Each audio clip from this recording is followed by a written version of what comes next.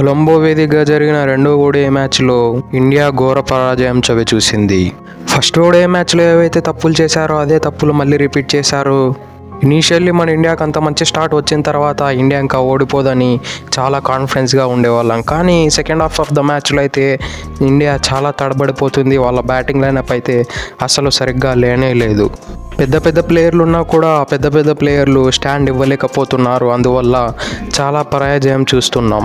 ఇక Jessie Anderson అయితే అతడు ఇండియా పతనాన్ని శాసించడానికి శ్రీలంక టీంలోకి వచ్చినట్లు ఏకంగా 6 వికెట్లు తీసి పడేశాడు.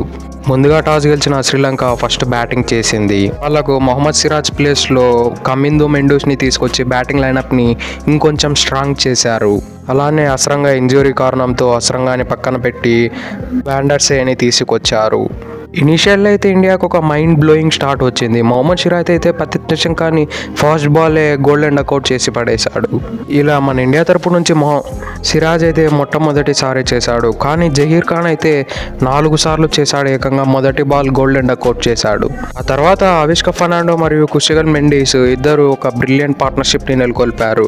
వాళ్ళిద్దరు కలిపి 101 బాల్లలో 74 రన్లు పార్ట్నర్షిప్ నెలకొల్పారు. అందులో అవిష్కా ఫెర్నాండో అయితే స్లో అండ్ స్టడీ నాగ్ ఆడాడు. అన్ఫార్చునేట్లీ ఒక సాఫ్ట్ డిస్మిసల్కి అవుట్ అయిపోయాడు.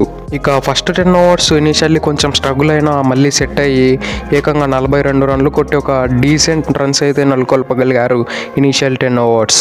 ఆ తర్వాత 16th over Avishka Fernando out కావడంతో ఆ తర్వాత వెంటనే కుషాల్ మెండిస్ కూడా అవుట్ అయిపోయాడు. ఆ తర్వాత వచ్చిన అసలంగా మరియు సదీర సమరవిక్రమ వీరిద్దరు కలిపి ఒక డీసెంట్ ఇన్నింగ్స్ బిల్డ్ చేయడంలో మెయిన్ పాత్ర పోషించారు. 51 బాలల్లో 32 రన్లు పెట్టారు వీళ్ళిద్దరు కలిపి. మెయిన్లీ సదీర సమవిక వికెట్ తీయడానికి ఒక బ్రిలియంట్ క్యాప్టెన్సీ మూవ్ చేశాడు రోహిత్ శర్మ. వీళ్ళిద్దరూ బాగా మంచిగా సెటిల్ అయిన తర్వాత రన్స్ స్కోర్ చేయడానికి చూస్తున్నప్పుడు సరైన టైంలో అక్షర్ పటేల్ని తీసుకొచ్చి అక్షర్ పటేల్ కూడా ఒక బ్రిలియంట్ వికెట్తో రెస్పాండ్ అయ్యాడు. అతడు కూడా వీడిని సదీర సమవిక్రాన్ని ఫస్ట్ 2 బాల్స్ ఆమ్ బాల్స్ కొంచెం స్ట్రగుల్ చేసి ఆ తర్వాత అదే లెంత్లో ఆఫ్ స్పిన్ చేశాడు. అతడు స్టెప్ అవుట్ అయ్యి వచ్చి ఆ బాల్ని హిట్ చేయబోయి ఎడ్జ్ అయ్యి ఈజీ క్యాచ్ విరాట్ కోహ్లీకి ఇచ్చి అవుట్ అయిపోయాడు. ఆ తర్వాత వచ్చిన దిముత్ విలాలగా అయితే ఎప్పట్లానే లాస్ట్ మ్యాచ్లో ఆడిన నాక్ లాగానే ఈ మ్యాచ్లో కూడా ఒక అద్భుతమైన నాక్ ఆడాడు. ఆడిన 35 బాల్లలో 39 రన్లు కొట్టి అందులో ఒక 4 2 సిక్సర్లతో బ్రిలియంట్ బ్యాటింగ్ చేశాడు. శ్రీలంక బ్యాటింగ్ లైనప్ మొత్తం ఒక్క 6 కూడా కొట్టలేదు. కానీ ఇతడు ఒక్కడు వచ్చి ఏకంగా 2 6లు పడేశాడు. ఇతడు కట్అవుట్ చూస్తే 6 హిట్టర్ లాగా అయితే అసలే కనిపించాడు. కానీ ఇతడు స్టాట్స్ చూస్తే కట్అవుట్ చేసి కొన్ని నమ్మాల డ్యూడ్ అన్నట్లు ఉంటుంది. అలానే ఇతడికి సపోర్టివ్ రోల్గా కమిందో మెండూస్ కూడా వీరిద్దరు కలిపి 68 బాల్లలో 72 రన్ల పార్ట్నర్షిప్ని క్రూషియల్ రోల్లో నెలకొల్పగలిగారు. ఇక మన ఇండియా బౌలింగ్ విషయానికి వస్తే ఫస్ట్ 40 ఓవర్స్ అయితే బ్రిలియంట్గా వేశారు. ఆ తర్వాత అయితే లాస్ట్లో ఆ ఫైర్ యార్కర్స్ అయితే మొహమ్మద్ సిరాజ్ నుంచి అలానే హర్షదీప్ సింగ్ నుంచి ఎక్కడే కానీ కనిపించలేదు. ఇన్ఫ్యాక్ట్ మొహమ్మద్ సిరాజ్ అయితే ఫస్ట్ 5 ఓవర్స్లో కేవలం 16 రన్స్ ఇచ్చి ఆ తర్వాత 3 ఓవర్లలో ఏకంగా 27 రన్లు ఇచ్చి పడేశాడు. ఇక వాషింగ్టన్ సుందర్ వేసిన 10 ఓవర్లలో ఒక మెయిడెన్ మరియు 30 రన్లు ఇచ్చి 3 వికెట్లు తీశాడు. అలానే కుల్దీప్ యాదవ్ వేసిన 10 ఓవర్లలో ఒక మెయిడెన్ 2 వికెట్లు అందించగలిగాడు. కానీ రోహిత్ శర్మ కూడా ఒక 2 ఓవర్లు వేసి పర్లేదు అని అనిపించాడు. 240 రన్లతో చేజింగ్కు దిగిన మన ఇండియన్ ప్లేయర్స్ అయితే ఇనీషియల్లీ రోహిత్ శర్మ అయితే ఒక అద్భుతమైన స్టార్ట్ అందించాడు. మన ఓపెనర్స్ ఇద్దరు కలిపి ఏకంగా 81 బాల్లలో 97 రన్లు కొట్టగలిగారు. వీళ్ళిద్దరు పార్ట్నర్షిప్ అయితే బ్రిలియంట్. అయితే వచ్చిన పార్ట్నర్షిప్ తర్వాత ఈ ఫామ్ని మరియు ఈ లెగసీని క్యారీ అవుట్ చేసే ప్లేయర్లు ఎక్కడ కనిపించలేదు వీరిద్దరు తర్వాత. ముఖ్యంగా రోహిత్ శర్మ అయితే అతడు ఆడిన 44 బాల్లలో 64 రన్లు కొట్టి 5 4లు 4 సిక్సర్లతో వీరబాదుడు బాధపడేశాడు. ముఖ్యంగా అతడు T20 ఇంటర్నేషనల్కు రిటైర్ ఇచ్చిన తర్వాత T20 క్రికెట్ని మర్చిపోకుండా ఓడే క్రికెట్లో ఇంప్లిమెంట్ చేస్తూ ఉన్నాడు. స్ట్రైక్ రేట్ చూస్తే ఏకంగా 145 మెయింటైన్ చేశాడు. ఈవెన్ T20 క్రికెట్లో కూడా 145 కన్సిస్టెంట్గా మెయింటైన్ చేయాలంటే చాలా కష్టం.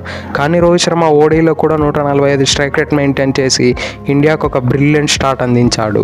ఇక రోహిత్ శర్మ మరియు శుభ్మన్ గిల్ తర్వాత మన మిడిల్ ఆర్డర్స్లో చాలా షఫుల్స్ జరిగాయి.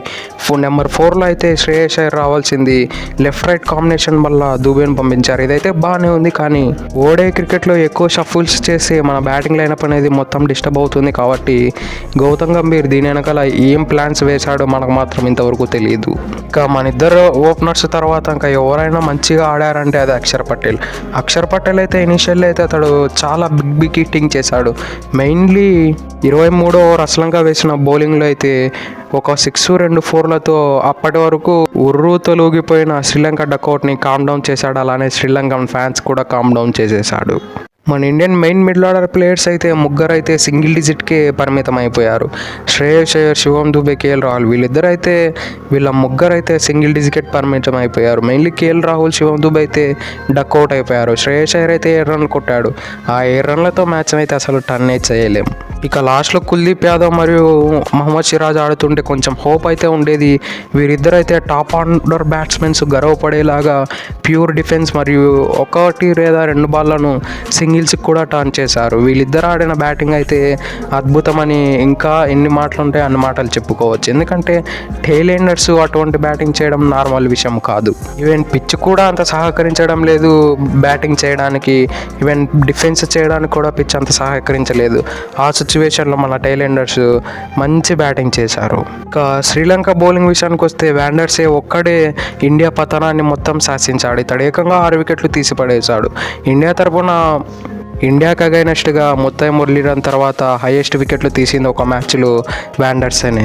ఆ తర్వాత కెప్టెన్ చరిత్ అసలంక కూడా లాస్ట్ మ్యాచ్లో తీసినట్టు 3 వికెట్లు తీసి పడేశాడు ఈ మ్యాచ్లో కూడా. కానీ ఈ మ్యాచ్లో 2 మెయిడిన్లు కూడా వేశాడు. శ్రీలంక ఒక కంప్లీట్ టీమ్ పర్ఫార్మెన్స్తో ఒక అద్భుతమైన మ్యాచ్ని కైవసం చేసుకుంది.